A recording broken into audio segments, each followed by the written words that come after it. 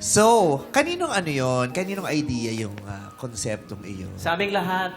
Sabay-sabay yung naisip sa isang oras? Puro kami Ano kaya ang concept ngayon? Tigal pa higa. 1, 2, 3. Diba? Hindi naisip po namin. Yung germ, kanino nang galing yung... Ay, germ! Baka sa'yo. Parang ako. Kanino nang galing yung ano? Yung... Hindi naisip po namin kasi lagi natin sinasabi sa ating sarili, nakakapagod, di ba? Nakakapagod. Tapos, imbis na tayo'y magpahinga, tumigil, at kumalma, ang ginagawa natin, lalo tayong nagpapapagod. Kasi akala natin, yung pagiging pagod natin, ang siyang maiibsan lahat ng hamon ng buhay. Yung bait ng buhay, yung sakit ng buhay, mali. Sabi nga sa Biblia, sabi sa Salmo 46:10, sabi, "Be still and know that I am God." Ulitin ko po, "Be still and know that I am God." Hindi po to suggestion ni Lord, hindi po siya, "Uy, baka sakali naman." Sinasabi niya sa atin, inuutos niya sa atin, "Be still." Huwag ka na magpaghabisi. Ako na ang bahala.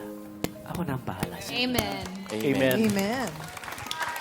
Konsepto din namin na to, ang busy-busy na ng paligid natin.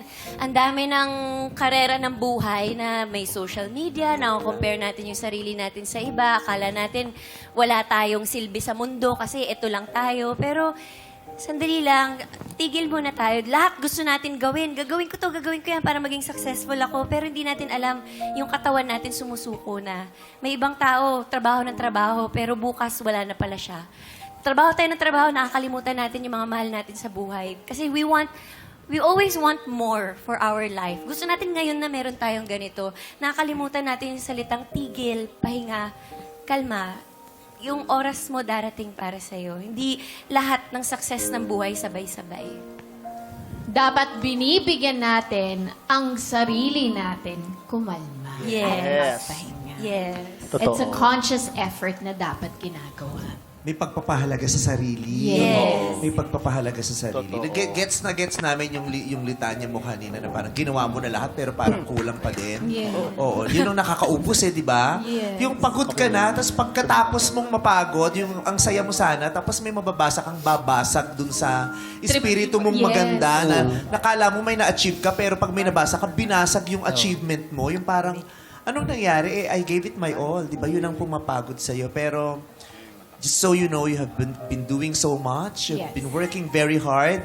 And, alam mo, never risk your life, your happiness, your existence to those entitled audience that don't deserve you. Diba? Maraming entitled audience that don't deserve us. Diba? Give your efforts to those who believe in you, who love you, are casual madlang people. Ayan. Pero yung mga entitled audience, they don't deserve our lives. Diba? Kaya hindi dapat masira ang buhay natin dahil sa kanila lang. Nagtitrip kasi sila eh. Pinagtitripan nilang damdamin at puso natin. Diba? Kaya huwag nating ibigay yon. Nakakapagod yon, nakakabuwang. Kaya dapat suportahan natin ang isa't isa at alagaan. Kasi pag naramdaman mo yun na nag-iisa ka, doon pwedeng bumigay si Kim Chiu, si Ogie, si Lassie, lahat tayo. Kaya kailangan suportahan natin ang isa't isa dahil papagurin nila tayong lahat. Yes. Tama.